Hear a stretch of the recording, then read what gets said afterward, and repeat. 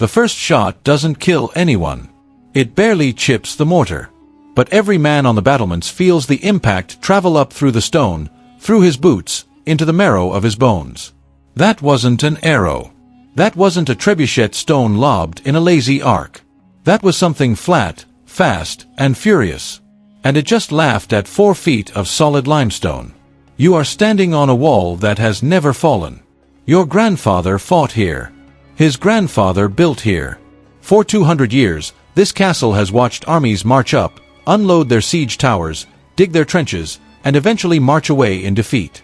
The code of medieval warfare is simple. Stone beats flesh. Time beats desperation. A well-stocked garrison behind a curtain wall can outlast almost anything. But in the late spring of insert specific year, e.g., 1453, the rules have changed. Outside the main gate, engineers are doing something no one has seen before. They aren't building trebuchets. They aren't digging mines.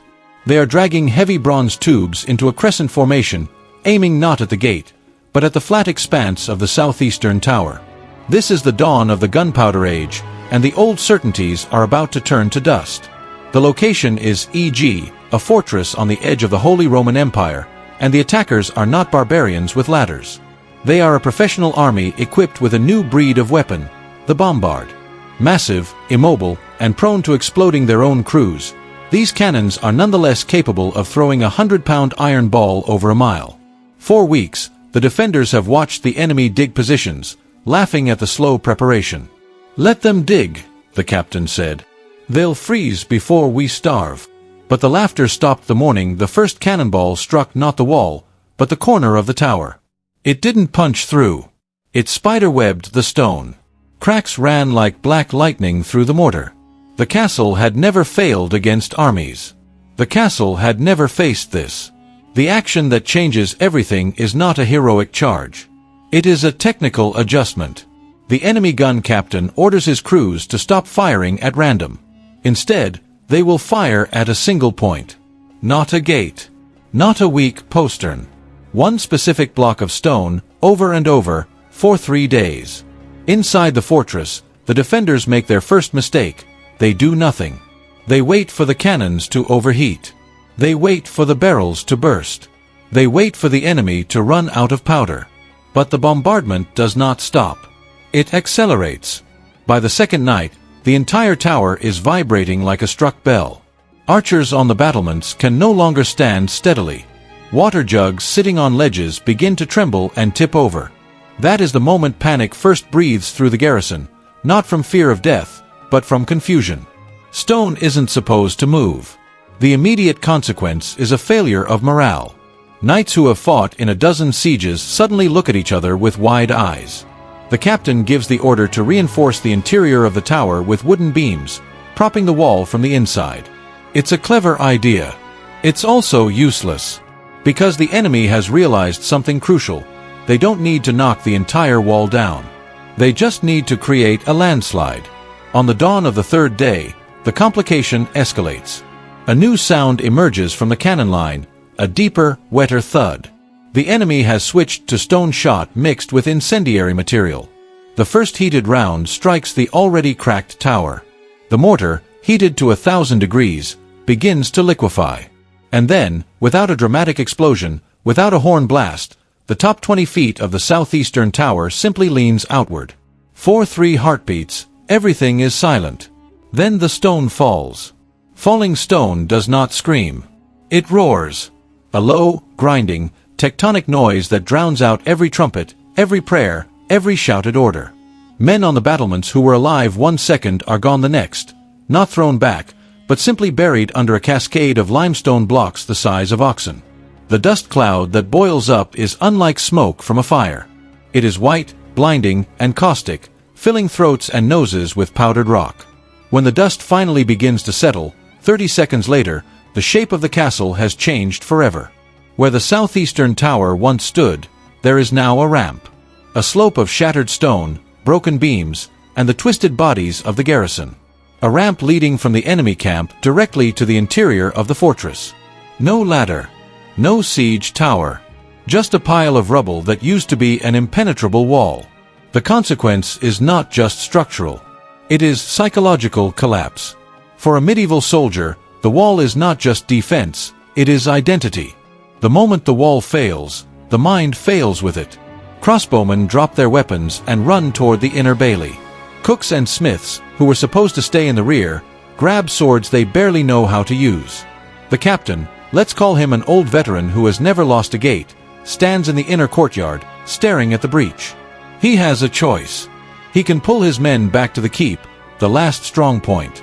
Or he can counterattack immediately, throw every living body into the gap before the enemy can exploit it. He chooses the latter. It is a brave decision. It is also the wrong one. Because he doesn't understand what he is fighting. The enemy is not rushing the breach. Not yet. They have learned something from earlier gunpowder sieges, the ones that failed. In the first days of cannon warfare, attackers made the mistake of storming breaches immediately, only to be cut down by archers on the surviving towers. Now, the new doctrine is different. The cannons shift aim. They stop firing at the tower. They start firing at the walls behind the tower. The complication: while the defenders are forming up for a desperate charge to seal the breach, the cannons are opening a second hole. And then a third. The old castle, designed to deflect arrows and absorb trebuchet stones, is now being unzipped like a torn tunic. Within an hour, there are 3 breaches in the outer wall. The defenders can only plug one. The captain realizes his mistake too late. He has committed his reserves to the first breach. The second breach is undefended. This is the shift from medieval warfare to something uglier. In a traditional siege, the attacker chose one point of attack. The defender reinforced that point. It was a duel. But gunpowder multiplies force. A single cannon can do the work of 50 trebuchets, faster and more accurately.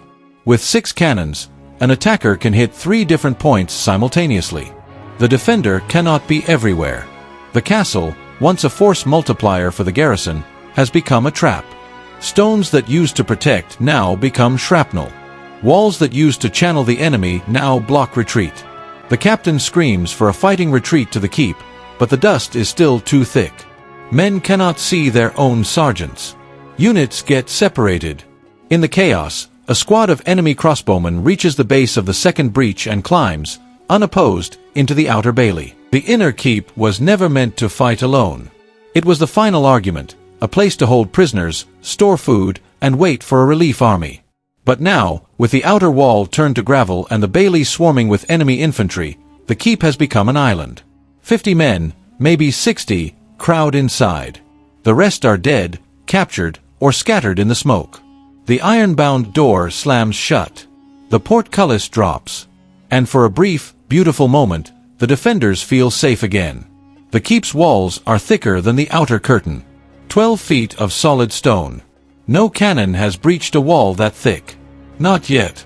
The captain wipes dust and blood from his eyes and begins counting arrows. 2,000. Enough for a week. Enough for a relief army that will never come. But the enemy has changed. They are no longer medieval besiegers. They are early modern engineers. Outside, they don't bother assembling trebuchets or building towers. They drag 2 of the bombards, the smallest ones, the ones that can actually be moved, directly into the outer bailey. Point blank. The range is less than 100 yards. At that distance, a cannonball doesn't need to crack the stone. It just needs to keep hitting the same patch of stone.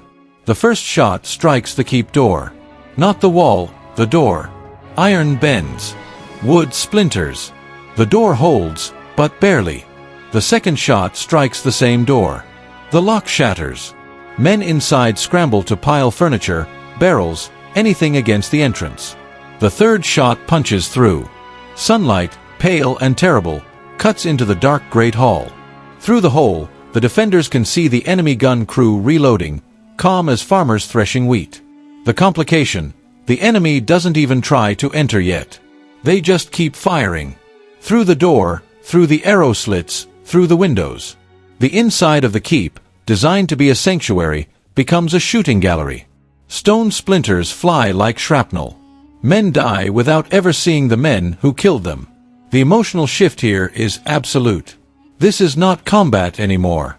It is demolition. The old rules of chivalry, surrender, ransom, honorable terms, mean nothing to a cannonball. A knight in full armor is no more protected than a peasant in rags. The captain, now bleeding from a gash on his forehead, faces the decision he has been avoiding. Does he open the door and surrender? Or does he fight to the last man? His men are looking at him. They are not looking at the enemy. They are looking at him. In the old days, surrender after a breach was honorable. You held the wall, you failed, you marched out with your colors. But the enemy has not asked for surrender. They have not sent a messenger. They are just firing over and over, as if the keep were a practice target. That silence is the most terrifying thing of all. It means the enemy does not want prisoners. It means the enemy has decided that stone, and everything inside it, must become dust. Then the escalation. A new sound. Not a cannonball. A crackling. The enemy has switched to heated shot again, but this time, the projectiles are landing not on stone, but on the wooden roof of the keep. The roof, soaked in years of rain and then dried by summer heat, catches instantly. Fire spreads faster than any medieval weapon. Within 2 minutes, the upper floors are an inferno. The defenders have two choices: burn alive inside, or charge out into the teeth of the enemy guns. The captain gives the order. Open the door. Draw swords. One last time. The door swings outward, not because it was pushed, but because the fire behind it has turned the iron hinges to slag. What spills out of the keep is not a disciplined formation. It is a mob of half-blind, choking, terrified men, armor glowing with heat, swords held in blistered hands. They don't charge in a line. They stumble, fall, rise again, and run straight into the enemy's killing ground. The enemy gun crews have already pulled back. They don't need to fire anymore. The crossbowmen, arranged in 3 ranks, release a single volley. 40 bolts punch into the survivors. The first rank of defenders collapses like a cut harvest. The second rank keeps coming, because stopping means burning. Another volley. More bodies. By the time the survivors reach the enemy line, there are only a dozen left. They fight for maybe 2 minutes. It is brave. It is also pointless. The last man standing is the captain, his sword broken at the hilt, his helmet gone, his face streaked with soot and tears. He does not raise his hands. He simply stops moving. A crossbowman, maybe 17 years old, steps forward and puts a bolt through the captain's neck from 3 feet away. The siege is over. The outcome is not just a military defeat. It is a cultural extinction event. For 1,000 years, the castle was the ultimate expression of power. Kings hid behind them. Armies shattered against them. Peasants built their villages in the shadow of their walls, believing that as long as the stones stood, they were safe. But after this siege, and a dozen others like it across Europe in the late 15th century, the math changed. Building higher walls just gave cannons a bigger target. Digging deeper moats just gave engineers a place to hide their gunpowder. The cost of defending a castle skyrocketed, while the cost of destroying one plummeted. Within a generation, the great age of castle building ended. Not because people forgot how to cut stone, but because stone no longer mattered.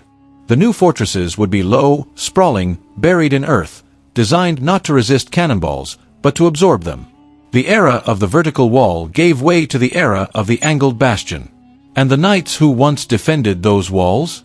They either learned to use gunpowder themselves, or they died. Historians debate the exact moment when gunpowder won. Some point to the fall of Constantinople in 1453, where massive bombards smashed the Theodosian walls. Others argue it was a slow shift, a 100-year process of trial and error. But for the men who lived through that siege, the ones who watched their grandfathers' walls turn to gravel in 3 days, there was no debate. They felt the ground shake. They breathed the dust. And they knew, with the terrible certainty of survivors, that the world had changed. The castle had never failed against armies. Until it did. And when it failed completely, leaving nothing behind but rubble, ash, and the echo of the first cannon shot that barely chipped the mortar.